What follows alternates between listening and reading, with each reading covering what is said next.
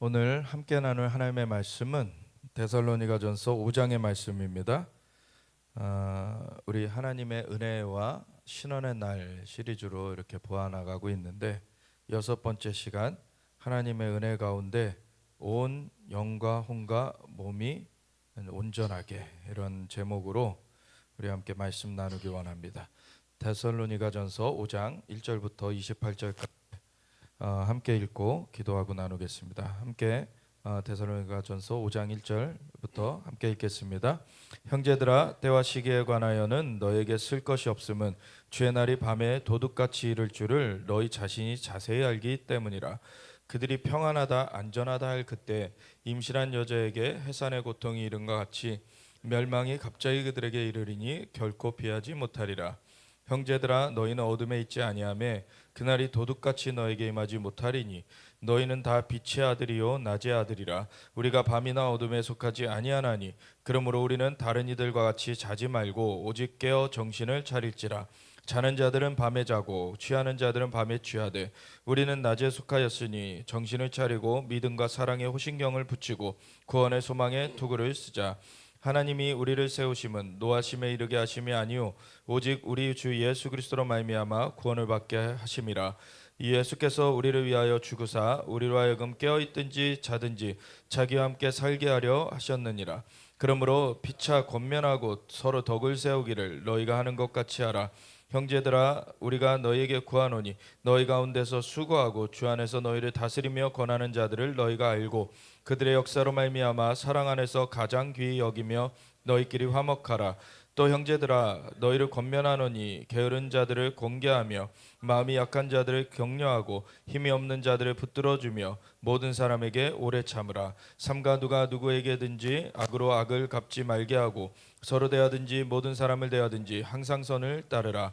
항상 기뻐하라. 쉬지 말고 기도하라. 범사에 감사하라. 이것이 그리스도 예수 안에서 너희를 향하신 하나님의 뜻이니라. 성령을 소멸하지 말며 예언을 멸시하지 말고 범사에 하려 좋은 것을 취하고 악은 어떤 모양이라도 버리라. 평강의 하나님이 친히 너희를 온전히 거룩하게 하시고 또 너희의 온 영과 혼과 몸이 우리 주 예수 그리스도께서 강림하실 때 흠없게 보존되기를 원하노라. 너희를 부르신 이는 미쁘시니 그가 또한 이루시리라. 형제들아, 우리를 위하여 기도하라. 거룩하게 입맞춤으로 모든 형제에게 문안하라. 내가 주를 힘입어 너희를 명하노니 모든 형제에게 이 편지를 읽어주라. 우리 주 예수 그리스도의 은혜가 너희에게 있을지어다. 아멘. 하나님 감사합니다. 오늘도 주님의 말씀으로 우리를 깨우쳐 주시옵소서. 하나님의 말씀은 영이요 생명입니다. 우리 가운데 주님의 영으로 역사하여 주사 우리가 주님의 말씀을 새기게 하시고 주님의 말씀을 우리 삶에 이루게 하여 주시옵소서. 감사드리며 예수 그리스도 예수와 마시아 이름으로 기도드렸습니다. 아멘. 우리 데살로니가 전서 그리고 데살로니가 후서 데살로니가 지역의 성도들에게 쓴 편지죠. 데살로니가라고 하는 지역은 이제 바울이 마게도냐 환상을 보고 이제 넘어갔을 때 빌립보 지역, 그리고 그 옆에 이제 데살로니가 지역, 이렇게 쭉 복음을 전하면서 나아가게 되는데, 지금의 그리스의 북부 지역이라고 생각하면 됩니다. 그래서 그리스의 북부 지역을 마게도냐 지역이라 그러고, 그쪽 지역 중에 이 빌립보나 데살로니가 이런 지역이 있고, 그 아래쪽 남부 지역으로 가면은 아가야 지역이라 그래가지고 거기에는 이제 고린도 같은 그런 도시들이 있죠. 그래서 이런 그 고린도 전서 후서 뭐 이런 거는 이제 아가야 지역의 그 고린도 지역을 대상으로 썼고, 이 데살로니가 전서 후서는 지금 이 마게도냐 지역의 이 데살로니가라는 곳을 대상으로 썼는데, 이 데살로니가 전후서의 이 특징을 보면은 예수님의 그 재림에 대해서 굉장히 초점을 맞추고 이야기를 진행을 해요. 물론 다른 서신들도 예수님의 재림에 대한 포커스들이 다 있습니다. 근데 이거는 데살로니가 전후서를 보면 예수님의 재림이 완전히 포커스가 돼가지고 이렇게 쓰여진 그러한 서신인 거를 보게 되는데, 이 데살로니가전서의 마지막 장인 5장에 보면은 그 중에서도 끝절들 23절부터 보면 평강의 하나님이 친히 너희를 온전히 거룩하게 하시고 또 너희의 온 영과 혼과 몸이 우리 주 예수 그리스도께서 강림하실 때에 흠없게 보존되기를 원하노라. 예수님의 강림하실 때에 우리의 온 영과 혼과 몸이 이제 흠없게 보존되어 있기를 그렇게 원하면서 이렇게 그 서신을 마치게 되는데, 너희를 부르시는 이는 미쁘시니 그가 또한 이루시리라.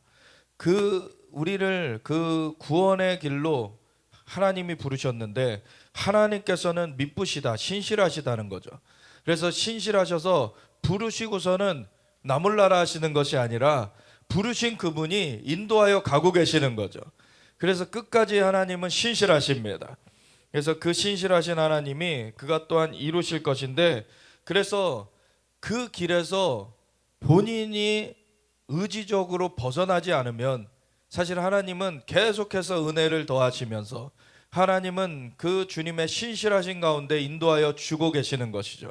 그래서 그 가운데 우리가 승리케 하시는 것입니다. 그래서 형제들아, 우리를 위하여 기도하라. 거룩하게 입맞춤으로 모든 형제에게 문안하라. 내가 주를 힘입어 너희를 명하노니 모든 형제에게 이 편지를 읽어주라. 왜냐하면 중요한 내용이니까 너희 형제들끼리 이 편지를 다 공유해서 이것을 너희가 새기길 원한다, 이거죠. 그래서 우리 주 예수 그리스도의 은혜가 너에게 있을지어다 하면서 마치고 있습니다. 그래서 다시 5장의 1절부터 보시면, 형제들아 때와 시기에 관하여는 너희에게 쓸 것이 없음은 이라고 시작을 하고 있는데, 이게 어떤 때와 시기에 관하여 얘기를 하는 것입니까? 예수님의 재림의 때와 시기. 그 예수님의 재림의 때와 시기는 아들도 모른다 그러셨어요. 오직 아버지만이 아신다. 근데 요 뒤에 보면은 이제 주의 날이 밤에 도둑같이 이를 줄을 너희 자신이 자세히 알기 때문이라 라고 말하면서, 그들이 평안하다 안전하다 할 그때에 임신한 여자에게 해산의 고통이 이른과 같이 멸망이 갑자기 그들에게 이르리니 결코 피하지 못하리라 라고 그들이라고 세상 사람들을 얘기하는 거죠. 그래서 세상 사람들에게는 이 땅에서 내가 편안하다, 평안하다, 안전하다 라고 이 세상의 쾌락을 누리며 이 세상의 유익을 가지고서는 부족함이 없다라고 영적인 것에 닫혀진 채로 그렇게 살아가는 그들에게는 임신한 여자에게 해산의 고통이 이른과 같이 멸망이 갑자기 그들에게 이르게 되는데 결코 피하지 못하리라. 그래서 이 영적인 사안에 대해서 모르는 자들은 그 영의 장님인 거죠. 영의 장님은 이 날을 맞이할 때 정말 갑자기 멸망이 임하게 되는 그러한 날이 되어진다. 그런데 4절에 보면, 형제들아 너희는 어둠에 있지 아니하며 그날이 도둑같이 너에게 임하지 못하리니. 그날은 도둑같은 날이 될 것이다, 도둑같이 올 것이다 해놓고서도 너희에게는 도둑같이 임하지 않을 것이다 그래요. 이 두 가지의 간극을 알아야 되는 거예요. 때와 시기, 예수님이 말씀하셨듯이 때와 시기를 아무도 몰라요. 그래서 어느 곳에서 뭐 맨날 며칠에 휴가한다, 다 거짓말인 것입니다. 그거는 애초에 될 수가 없는 얘기예요. 몇 날 며칠에 그 휴가가 될지, 예수님이 몇 날 며칠에 재림하셔서 그 공중으로 우리가 끌려 올림을 받게 될지, 그거는 아들도 모른다고 하셨어요. 심지어 예수님도 그걸 모르고 아버지만이 아신다. 근데 이것이 유대 결혼 풍습을 비춰서 얘기를 하신 거예요. 유대 결혼 풍습에는 무엇이 있냐면은 먼저 정혼하여서 이렇게 결혼할 사이인 사람들이 약혼식을 합니다.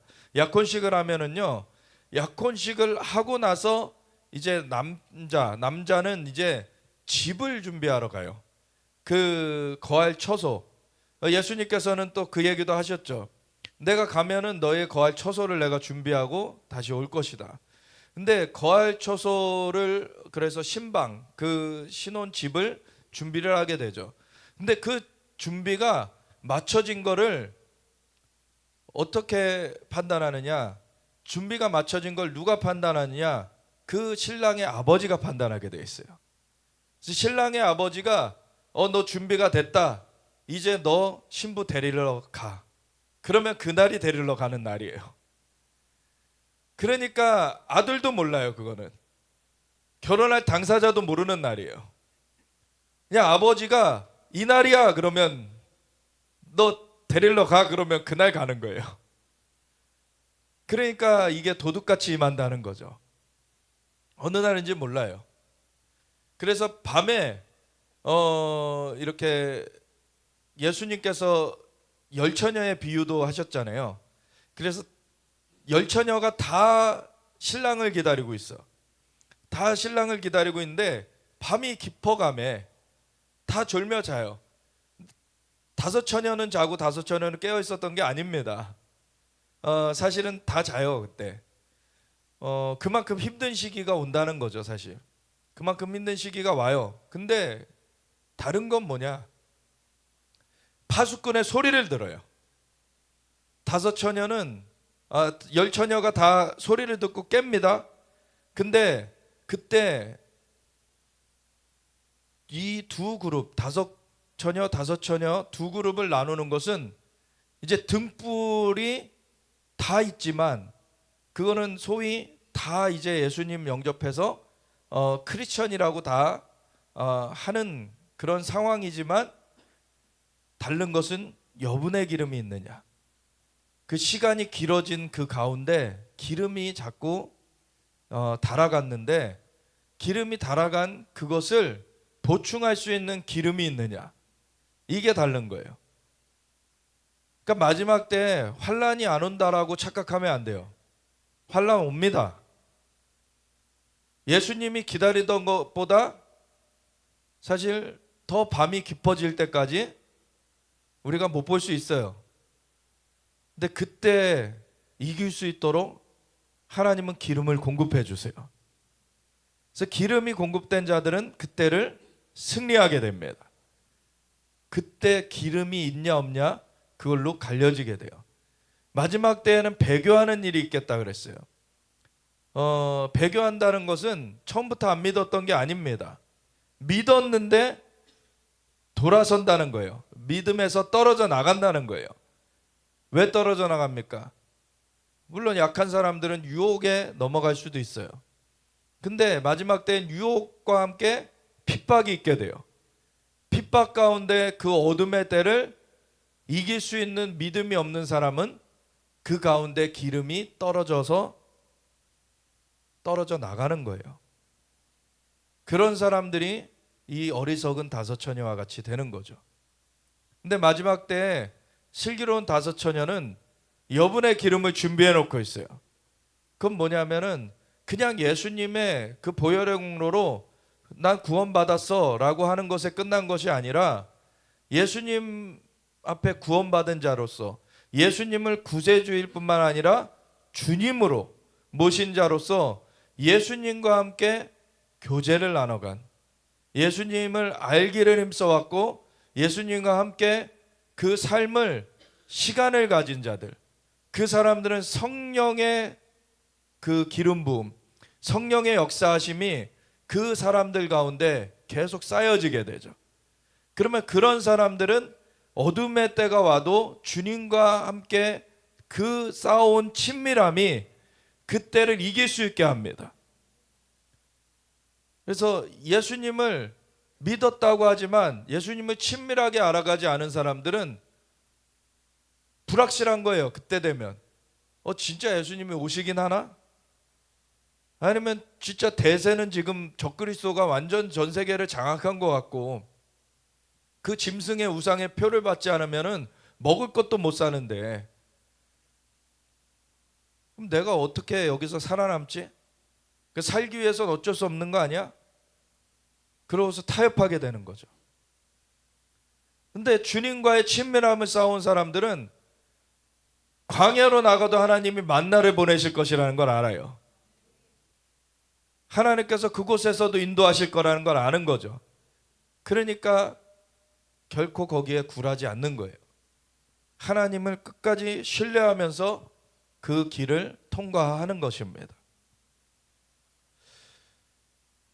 그래서 우리 때와 시기, 그 날이 언제 올지는 아무도 모르는데 그 앞두고서 험난한 시간들, 정말 결코 녹록지 않는 시간들이 있다라는 것을 알아야 돼요. 근데 이 날이, 예수님의 오시는 날이 도둑같이 임할 것이면서 또 너에게는 도둑같이 임하지 않을 것이다 라고 하신 것은, 이 때와 시기는 아버지의 권한에 있으니 정말 아들도 모르고 아무도 아버지 외에는 알 수 없지만 그 시즌에 들어갔다는 건 알아요. 예수님께서 너희가 전날 하늘이 붉으면 다음날 날이 맑겠다 하겠고, 그날 아침에 하늘이 붉으면 너희가 날이 굳겠다 하는데, 너희가 청기는 분별할 줄 알면서 시대의 징조는 분별할 수 없느냐? 시대의 징조를 분별해야 된다는 것을 말씀하셨어요. 마지막 때에 일어날 일들에 대해서 예수님께서 많은 것들을 이미 알려주셨습니다. 마태복음 24장에 마지막 때에 무슨 일들이 있을 것이냐, 첫째 기근과 지진, 재난이 있을 것이다. 이는 그 재난의 시작이다. 그 우리 한글 본문에는 첫째 기근과 지진이 있을 것이다 라고만 나와있지만 거기엔 전염병까지 원래 원문에 있어요. 그래서 기근과 지진, 전염병, 이것이 오늘날에는 동시다발적으로 빈번하게 지금, 그리고 더 큰 규모로 글로벌하게 일어나고 있는, 오늘날처럼 전 세계적인 글로벌 팬데믹, 전염병, 이런 것이 있었던 적이 없어요. 원래 그 전에 흑사병이 엄청난 사람의 수의 그 사람들을 죽였지만 그건 유럽에서 유행했던 것입니다. 그리고 사스라는 그 조류독감, 이것이 동아시아 쪽에서 유행을 했지만 주로는 중국에서 유행을 했어요. 그리고 전 세계적으로 확산되진 않았습니다. 근데 이번에 그 사스하고도 계열은 같지만 다른 종류인 코로나, 이 코로나 바이러스 같은 경우는 이 중국에서 시작돼 가지고 전 세계를 덮었어요. 전 세계를 덮어 가지고, 물론 이것에 대한 과잉 대응도 있었습니다. 어떤 거는 조장된 면이 있어요. 그것에 대해서 과잉 대응하면서 통제 사회를 만들어가는 어떤 좀 시스템화, 그거를 구축하려고 한 면이 있어요. 그래서 전 세계적인 유행이 됐는데, 그렇다고 그 코로나가 그냥 허황된 것은 아니었습니다. 어떤 사람들은 많이 죽는 사람들이 있었어요. 코로나로 폐가 망가져가지고, 이 코로나로. 그래서 변이가 더 일어나면서 세력은 약해졌죠. 변이가 일어나면서 그 위험도는 낮아졌어요. 근데 전파력은 더 세졌죠. 그래서 델타가 나왔을 때가 가장 좀 치명적이었고, 그 전에는 이제 치명도가 높았어도 전파력이 낮았으니까 괜찮았는데, 델타 때는 치명도도 세면서 전파력도 강했어요. 그래가지고 많은 사람들이 그때 죽었어요. 근데 그때 백신이 이제 개발이 됐다라고 해가지고 백신을 근데 강제로 맞췄죠. 이게 문제인 거예요. 이거는 통제 시스템을 들여놓는 것입니다. 저는 이번에 그 코로나 백신 자체가 우상의 그 표라고 생각지 않아요. 그럴 수가 없어요. 왜냐하면 우상의 표에 조건이 있거든요. 그런 짐승의 우상에게 경배하고 받게 돼 있어요. 네. 그래서 짐승의 우상이 세워져야 돼요. 그리고 그곳에서 강제하는 것이 돼야 돼요. 근데 아직은 그 사인이 없고, 이번에 사실 백신을 좀 그런 거를 준비하려고 과거에 이제 세계 부호 1위도 했던 그 기업가가 굉장히 열심히 막 전 세계를 다녔죠. 그 백신 그 사업 그것 때문에. 근데 그 사람이 많은 것들을 합치려고 그랬어요. 뭐냐면은 그 백신 안에 그 신분증 기능, 그리고 결제 기능, 그런 그 기능들을 합치려고 했어요. 그래서 카드사, 그 국제적인 그 카드 시스템을 가진 데도 연결하고, 그 전자 신분증 하는 회사도 연결하고 했는데, 근데 이번에는 그게 완성되지 못했어요. 그 중에 하나가 사실 미국의 트럼프 정권이 오히려 빨리 내라고 체근하면서 그 기능까지는 못 냈어요. 그러니까 백신 자체를 강제한 것은 잘못됐지만 백신 자체가 이번에 그 표가 된 것은 아니에요. 예. 그래서 근데 그거를 지금 만들어 가고 있죠, 지금. 그러면서 어떤 다른 기업가는, 지금의 오늘날의 부호 1위가 된 기업가는 머리에 칩 씹는 거를 지금 임상 실험을 해가고 있어요. 이런 시대예요. 그래서 그런 것이 지금 준비되어 가고 있다는 것을 우리가 또 모르면 안 되지만, 또 이러한 것을 부정확한 정보, 어떤 그냥 그 두려움만 조장하는 정보에 의해서 그 백신이 표야라고 규정해 버리고서 온갖 사실 타당치 않은 그런 얘기들을 거기다가 더해 버리는 그러한 것에 빠지면은 그것도 속아 넘어가는 거예요. 정확하게 분별할 줄 알아야 됩니다. 표는요, 짐승의 우상에게 경배하고 받게 된다라고 되어 있어요. 근데 그 경배를 하게 한다는 것은 그것에 이제 통치에 이렇게 순복하게 만든다는 거죠. 세계 정부가 세워지고 그 세계 정부가 이러한 백신 시스템을 이용해 가지고 모두에게 이제 강제하게 되는 그러한 날이 오게 될 겁니다. 그때는 그것에 우리가 응하면 안 되겠죠. 그래서 그러한 시대가 우리 앞에 다가왔다라는 사인들이 보여지고 있어요. 그리고 중요한 거는 이스라엘이 회복된 그 시대에 우리가 살고 있습니다. 그래서 이스라엘이 1948년 5월 14일에 재건된 이후에는 이제 카운트다운이 들어가고 있는 거예요. 이제 주님 다시 오실 날이 어느 때인지 우리는 알지 못합니다. 그렇지만 우리가 마지막 세대 가운데 들어갔다라는 걸 알아야 돼요. 그래서 지금은 정말로 준비되어져야 되는 거죠. 그 전부터 사실은 초대교회 교인들부터 성도들부터 주님이 곧 다시 올 것처럼 신앙생활을 했어요. 주님의 강림하심이 곧 올 것처럼 신앙생활을 했어요. 근데 그때는 아직 조건이 차지 않았어요. 이스라엘에서만 복음이 증거되는 것이 아니라 온 열방의 복음이 증거되어져야 되고, 그리고 이스라엘이 흩어질 것이지만 다시 모아져야 돼요. 이스라엘의 회복이 있어져야 되고, 그리고 열방의 그 영혼 구원, 복음의 전파가 완성이 돼야 돼요. 그래서 이 하나님 나라의 복음이 모든 민족에게 증거되기 위하여 온 세상에 전파되리니 그제야 끝이 오리라. 근데 그 앞절이 무엇을 말하고 있습니까? 끝까지 견디는 자는 구원을 얻으리라. 그 조건이 성취되는 그 때까지 사실은 악의 권세도 이 땅 가운데 활동하게 돼요. 그것을 이기면서 복음 증거를 완수를 해야 돼요. 그러면은 주님 다시 오시는 것입니다. 그 전에 악의 권세가 그 복음 증거를 방해하려고 온갖 계략을 쓰는 거죠.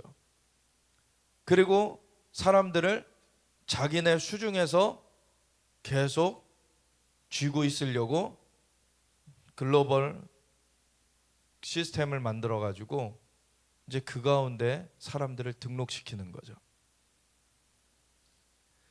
최근에 올해 초에 어떤 일이 있었냐면 그 WHO 그 세계 보건기구에서 그 규약을 좀 바꾸려고 했어요. 무슨 규약이냐면 팬데믹이 있을 때에는 각 정부의 주권을 넘어서 WHO가 활동할 수 있다라고 하는 그걸 넣으려고 했어요. 근데 그걸 막았습니다. 그 시위를 잘 안 하는 일본에서 막 시위가 일어났어요. 네. 근데 그거를 좀 우회적으로 지금 그것을 하려고 하고 있어요. WHO에서.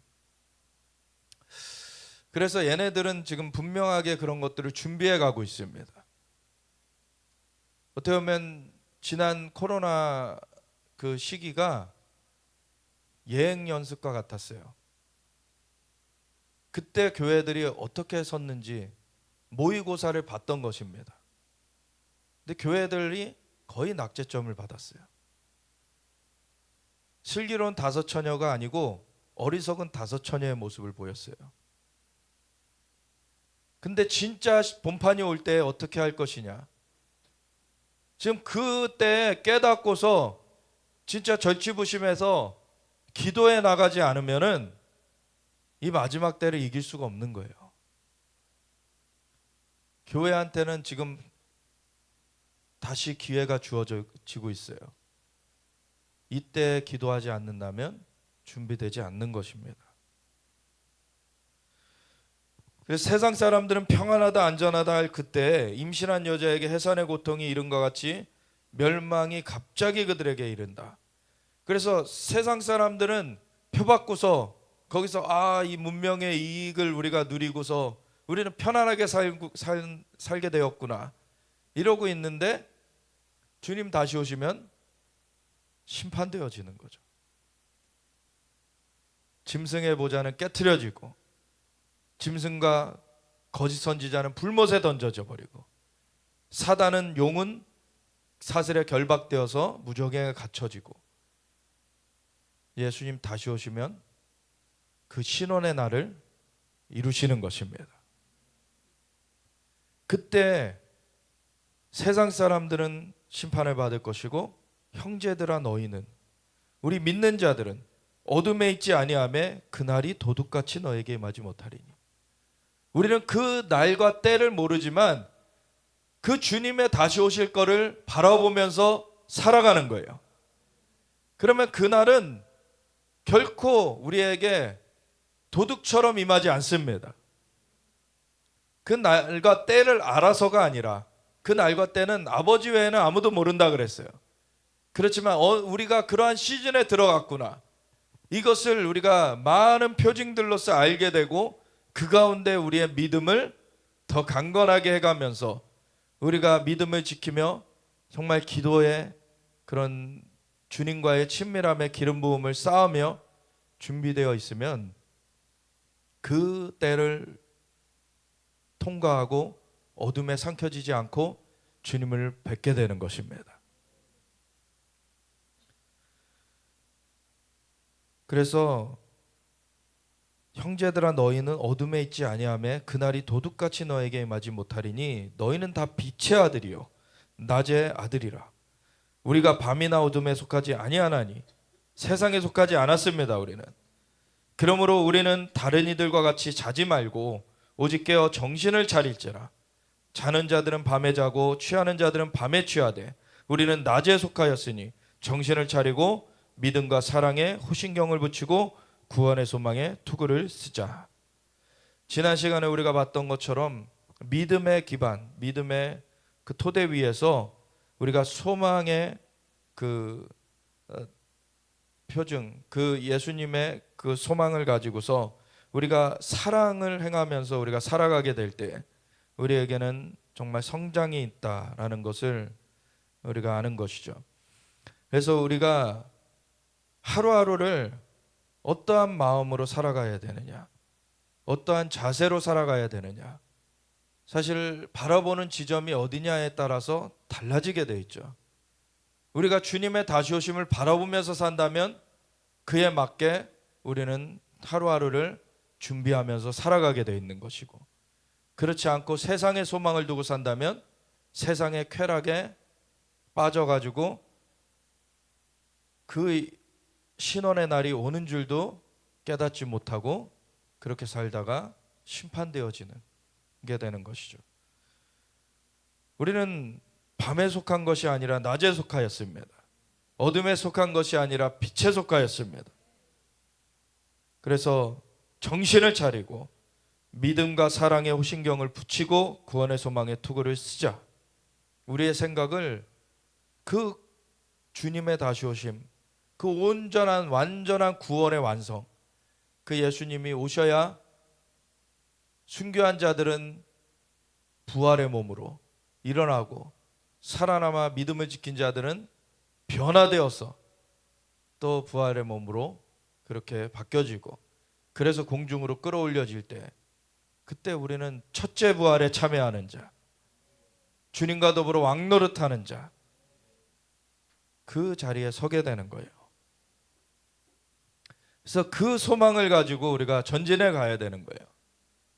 그 소망을 가지고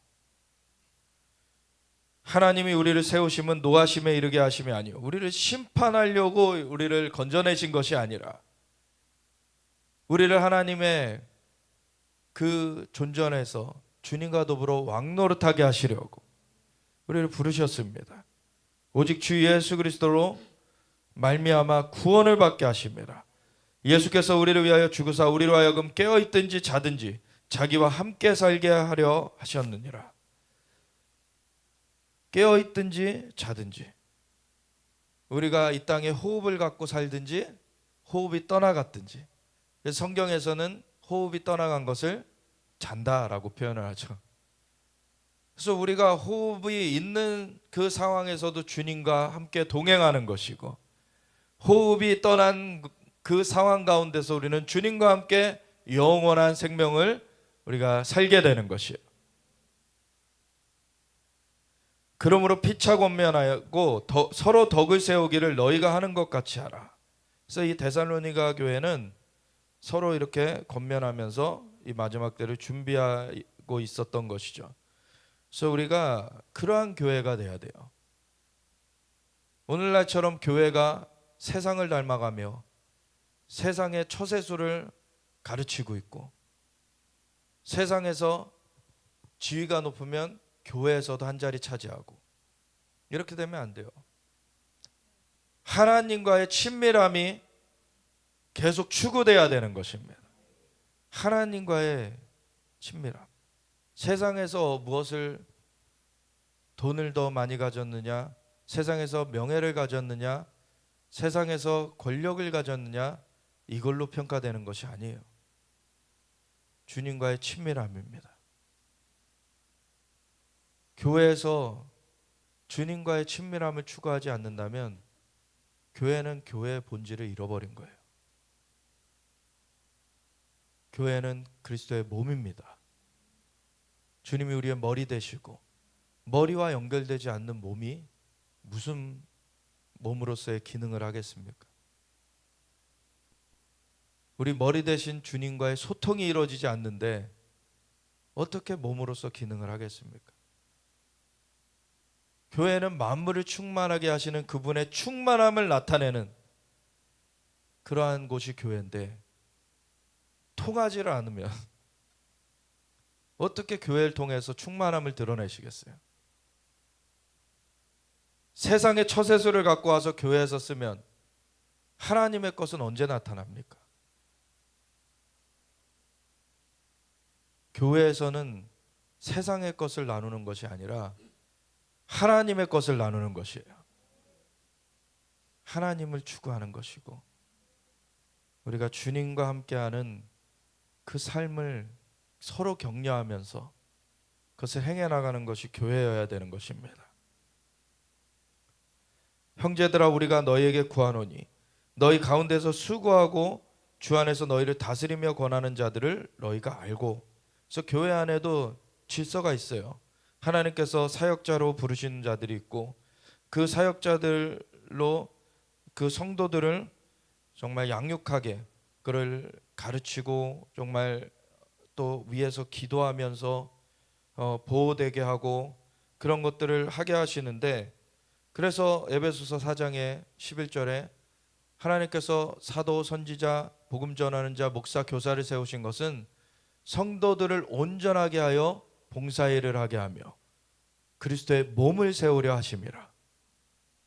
교회가 그냥 건물이 세워진다고 세워지는 것이 아니라 진짜 주님의 몸으로서 머리 대신 주님과의 그 긴밀한 관계가 세워져 나가야 되는 거예요.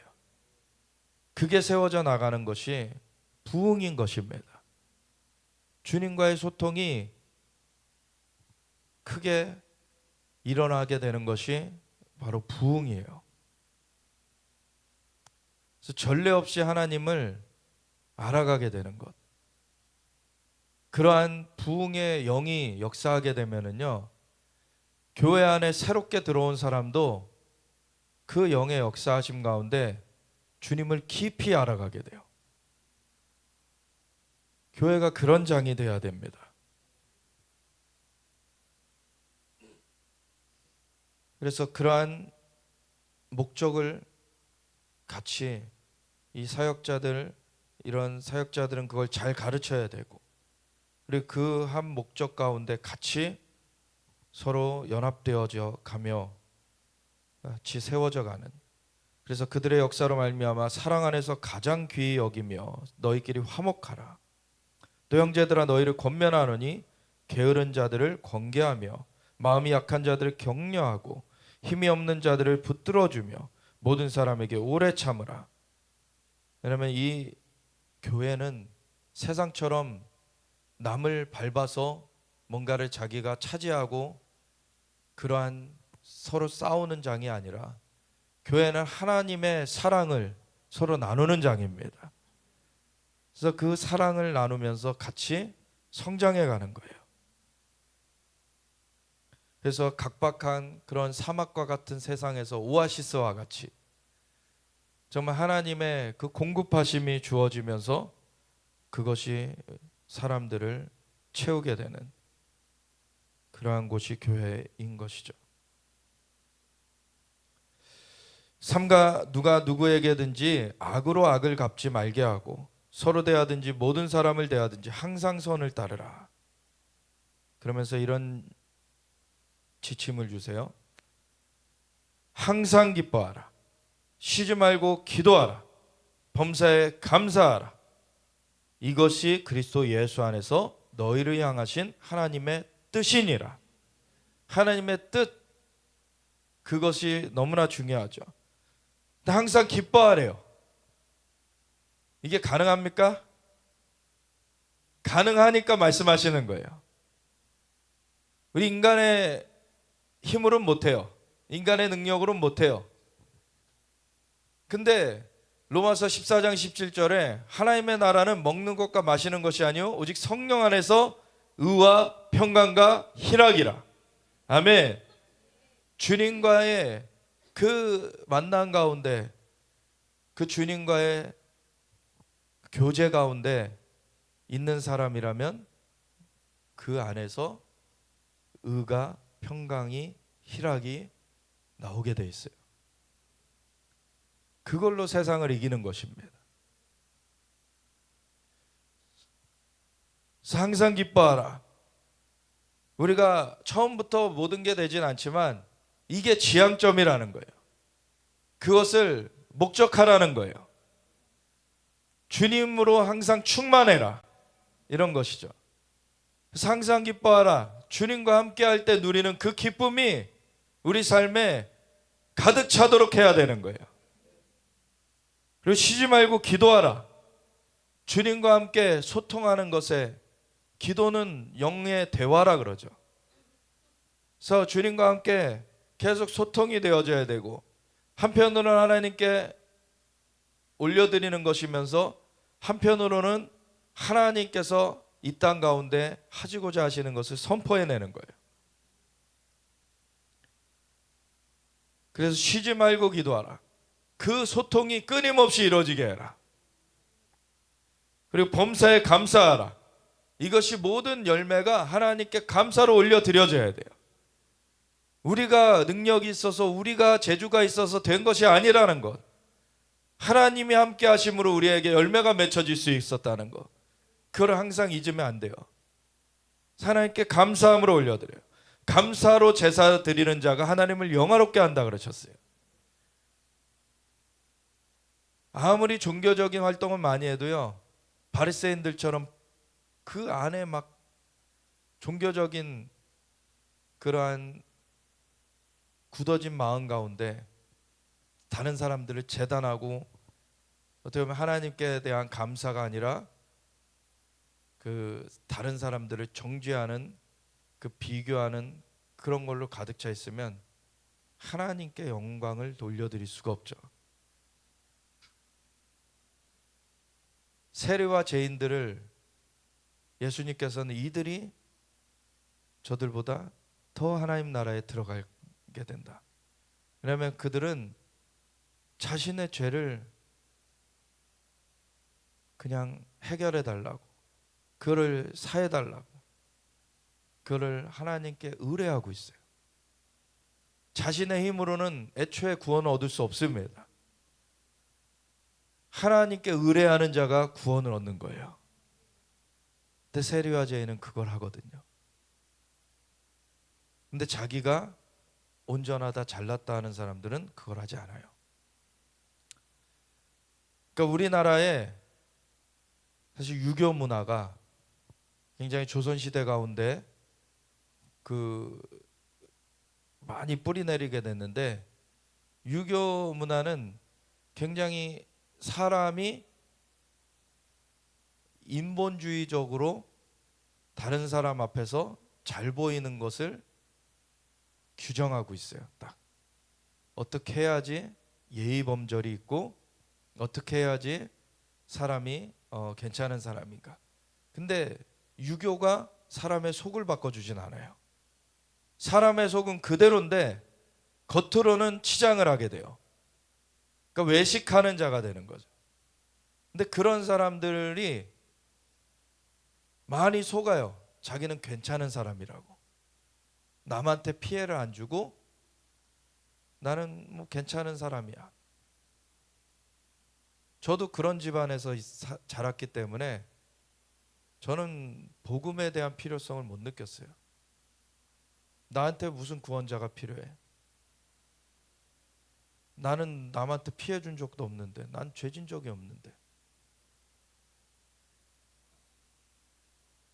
근데 인간은 다 죄인입니다. 마음의 생각이 악해요. 자신을 위해서 남을 해하는, 그래서 적극적으로 해하지 않아도 남을 밀어내면서 자기가 자리를 차지하려는 게 인간이에요. 철저하게 이타적인 그런 사람이 어디 있겠습니까? 물론 종교적으로 이렇게 돌을 닦는다, 그런 사람들 이타적으로 이제 보여져요. 근데 돌을 닦는 거 왜 합니까? 다른 사람 위해 하는 게 아니에요. 자기가 뛰어나지려고 하는 거예요. 그 근원이 무엇이냐는 거예요. 하나님은 우리 한 사람 한 사람을 건지시길 원하세요. 근데 하나님께는 부족함이 없으십니다. 그래서 누구에게 구원을 줬다고 해서 다른 사람 못 건지시는 분이 아니세요. 하나님은 넉넉하신 분이세요. 그래서 우리 모두를 구원하시고 정말 하나님은 우리 모두를 채우시는 분이십니다.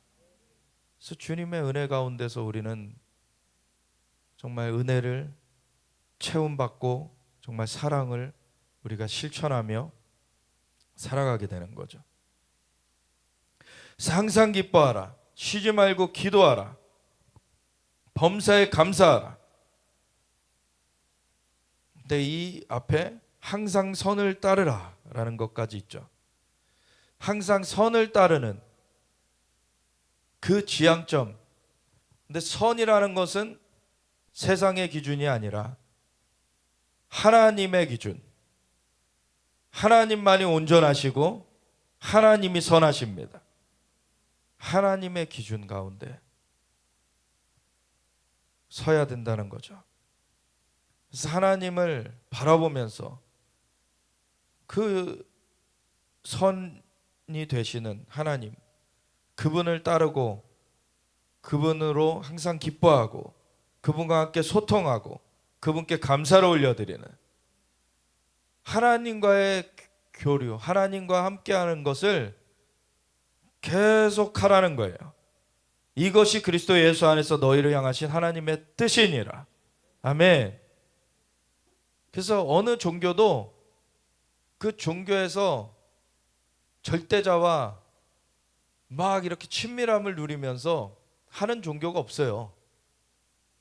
종교는요, 본인이 뭔가를 어느 수준을 도달하기 위해서 애를 써야 되고, 그 가운데서 그러면 다른 사람을 외면하면서 그것을 자기가 획득하는 그러한 시스템인데, 기독교는 종교가 아닙니다. 하나님과의 만담이에요. 하나님과의 관계예요. 그게 종교와 다른 것이에요. 이건 실제인 것입니다. 그래서 이렇게 하기 위해서 성령을 소멸하지 말며, 왜냐하면 성령으로만이 우리가 하나님과 교류할 수 있어요. 성령이 없이는 하나님과 교류가 이루어지지 않아요. 핸드폰에 통신칩이 망가지면은 전화를 할 수 없는 것과 같이, 우리 인간이 범죄함으로 우리의 영이 죽어져 버려서 하나님의 영이 떠나버리게 됐고, 하나님과 소통이 안 되게 됐어요. 그런데 예수님이 그 사이에 간극을 메우시려고 이 땅 가운데 인간의 몸을 입고 오셔서 죄짐을 다 짊어지고서 십자가에 달려 돌아가시며 우리의 죄를 해결해 버리셨어요. 그리고 부활하신 예수님이 누구든지 예수님을 구세주여 주님으로 믿는 자마다 죄가 사함받고 성령을 선물로 받게 하셨어요. 성령의 선물을 받은 자들은 이제 그 영이 살아나서 하나님과 함께 교류할 수 있게 되었어요. 그 성령님의 역사하심을 터부시하면 안 되는 것이죠. 그거를 외면하면 안 되는 것이죠. 근데 왜 오늘날 이렇게 성령의 역사를 자꾸 공격하는 자들이 있습니까? 물론 어떤 것들은 성령을 빙자한 그 잘못된 기적들이, 잘못된 그 치유들, 그 역사들이 있기 때문에 그거는 우리가 분별해야 돼요. 근데 뭔 일만 일어나면 이건 다 이상한 귀신이 한 거야. 근데 귀신은 할 수 있는데 하나님은 하실 수 없습니까? 귀신을 믿는 거 아니에요, 그런 사람들은. 귀신의 추종자입니까? 모세가 바로 앞에 갔을 때, 모세가 던진 지팡이가 뱀으로 변했을 때 바로의 술사들도 지팡이를 던져서 뱀을 만들었어요. 근데 어떻게 됩니까? 그 다음에 모세가 던져서 변한 그 뱀이 그 다른 뱀들 다 집어 삼켜버려요. 하나님은요, 무엇과도 비교할 수 없는 전지전능하신 하나님이십니다. 그래서 귀신은 할 수 있는데 하나님은 할 수 없는 거, 그런 거 없어요. 불법한 거 말고는 하나님은 모든 것을 하실 수 있는 분이십니다. 하나님은 죄 짓는 것 빼고는 다 하실 수 있는 분이세요. 그러니까 무슨 기적만 일어났다 하면은 막 다 이상한 걸로 보는 사람들은 하나님을 알아야 돼요. 하나님을 못 만난 거예요. 그 12정탐꾼이 가나안 땅 보고 와가지고 10정탐꾼이 부정적 보고한 것 때문에 40년 동안 광야를 뺑뺑 돌다가 죽게 되잖아요. 그렇게 부정적 보고하는 사람 되면 안 돼요. 여호수아와 갈렙처럼 하나님이 우리와 함께 하시면 저들이 우리의 밥이다. 귀신 쫓아내야죠. 뱀을 집어내야죠. 무슨 독을 마실 자를 해를 받지 아니하며 새 방언을 말하며 병든 자들에게 손을 얹은즉 낫게 되는 역사가 하나님의 사람들을 통해 일어나는 것입니다. 그건 하나님이 함께 하시기 때문에 그거를 하나님께 감사함으로 올려드리는 것이죠. 성령을 소멸하지 말라. 이 모든 것이 가능하게 된 것은 성령님이 함께 하시기 때문이에요. 그래서 예언을 멸시하지 말라. 원래 예언한다 그러면 이상하게 자꾸 하는데, 물론 이상하게 예언하는 사람들이 있어서 또 이상하게 보는 것들도 있어요. 자꾸 조종하는 영으로 하는 사람들이 있어요. 그래서 뭐 예언한다고 너의 가진 재산을 나한테 주라고 하신다. 그 헛소리예요. 그런 거 듣지 마세요. 그거는 그 사람이 감동을 받아야 되는 거지.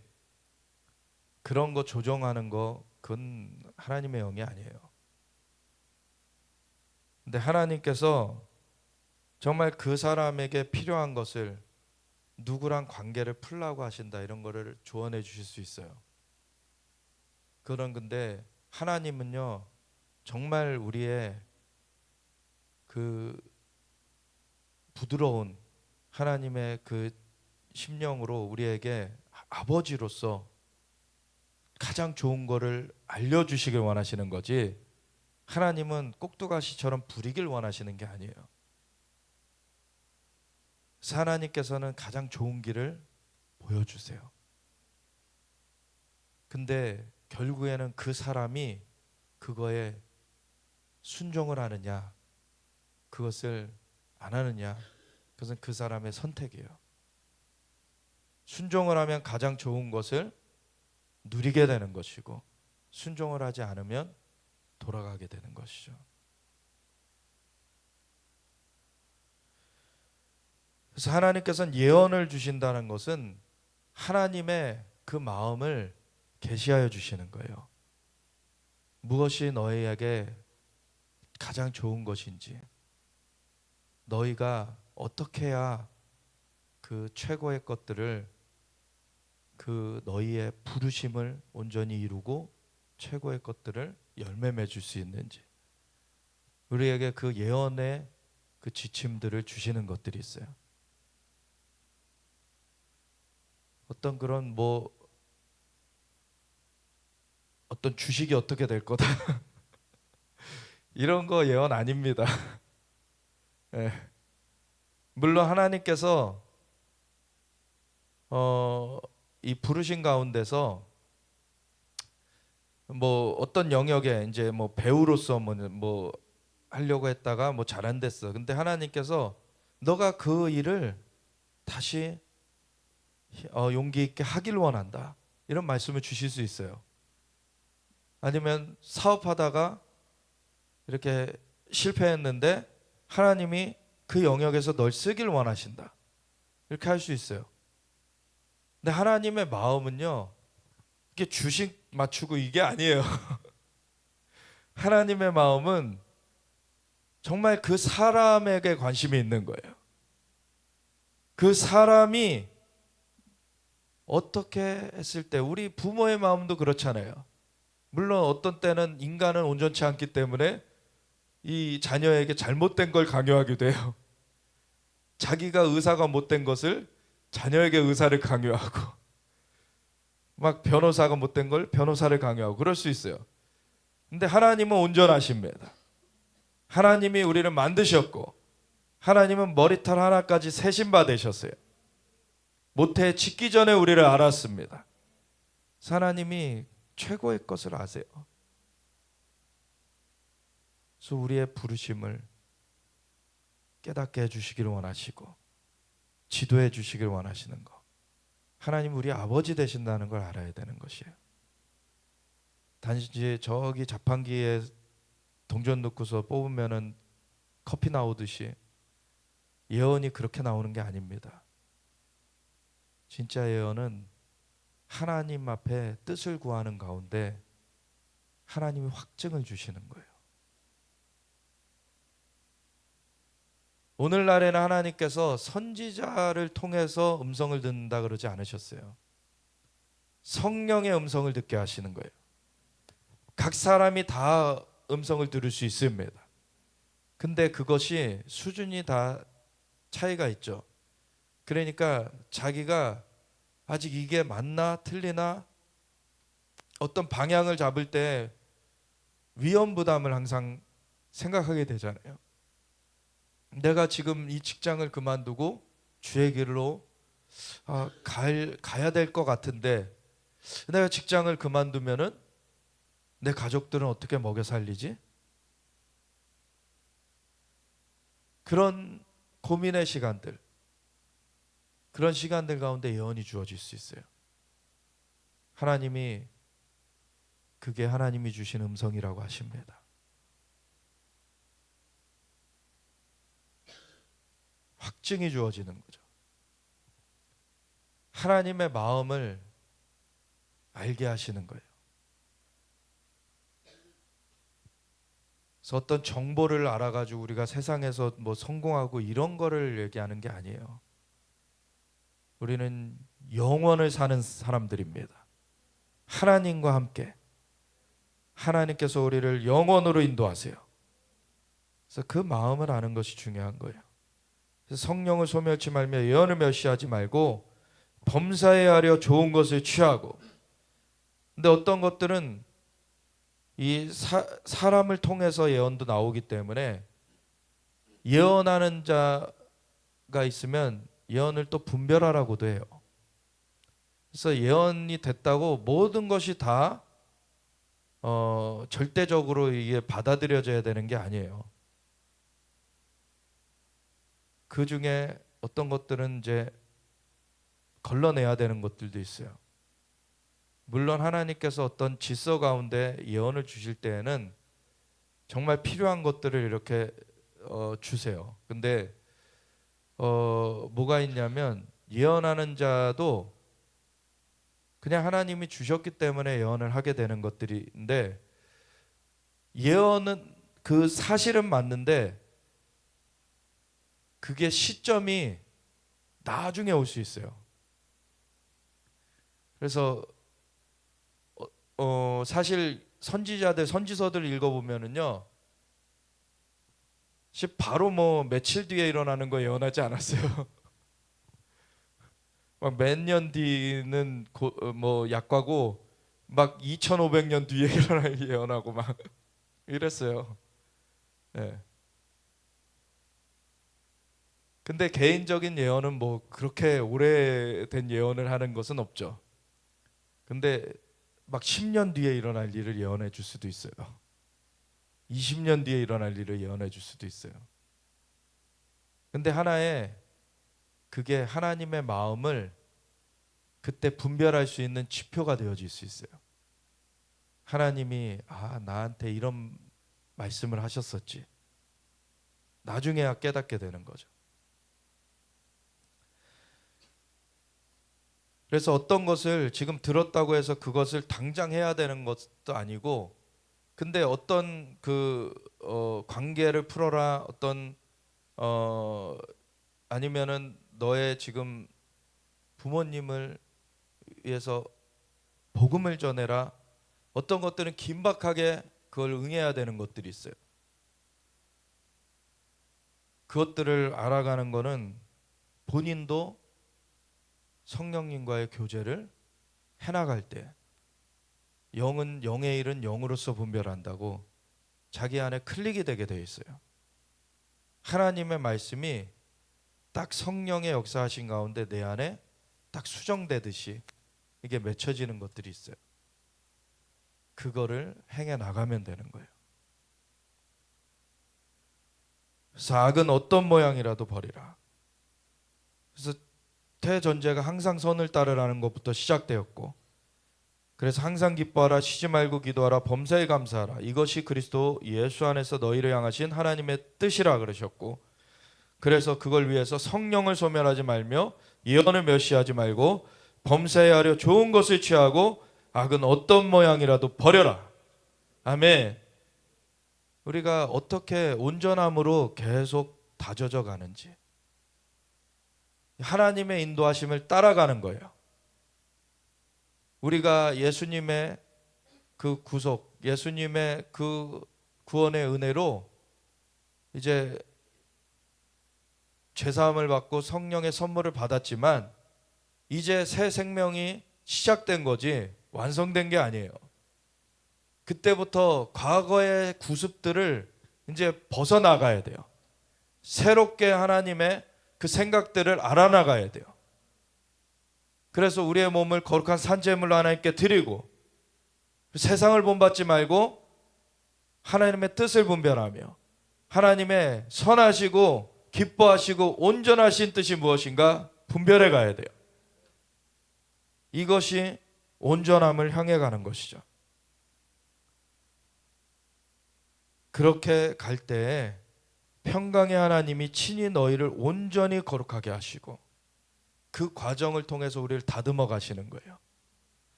또 너희의 온 영과 혼과 몸이 우리 주 예수 그리스도께서 강림하실 때 흠없게 보존되기를 원하노라. 아멘. 그러면 흠없게 온 영과 혼과 몸이 온전하게 준비되어지는 거예요. 우리가 어떤 지식을 많이 한다고 요즘에는 또 유튜브로 온갖 지역의 설교를 다 들을 수 있잖아요. 유튜브 엄청나게 봤다고 준비되는 게 아니라 하나님과의 시간을, 주님과의 깊은 만남을 추구해 가는 것, 그 가운데 삶을 살아가는 것, 그것이 더해지고 더해지고 더해져 가면서 우리가 다듬어져 가는 거예요. 주의 형상으로 변화돼 가는 거죠. 그래서 너희를 부르시는 이는 미쁘시니 그가 또한 이루시리라. 아멘. 하나님은 이 인도하심으로 우리를 은혜로 이끌어 가십니다. 그래서 주님 앞에 주님의 인도하심을 우리가 감사하며, 주님, 우리를 주님 손에 맡깁니다. 주님께서 우리를 변화시켜 주시고 주님께서 우리를 주님의 길로 이끌어 가시옵소서. 주님께서 우리를 온전하게 주님이 변화시켜 가심을 믿습니다. 주님 손에 우리를 붙잡아 주시옵소서. 우리가 주님 앞에 기도하며 나아가기 원합니다. 그래서 우리가 이 말씀들을 기억하면서 우리가 어떻게 행해 나가야 되는지, 항상 선을 따르는데 항상 기뻐하고 쉬지 말고 기도하고 범사에 감사하며 성령을 소멸하지 말며 예언을 멸시하지 말고 범사에 하려 좋은 것을 취하고 악은 어떤 모양이라도 버리는, 하나님, 이러한 삶을 우리가 추구하겠습니다. 주님께서 인도하여 주실 줄 믿습니다. 주여 인도하여 주시옵소서. 우리가 함께 주여 외치면서 기도하며 나아가겠습니다. 주여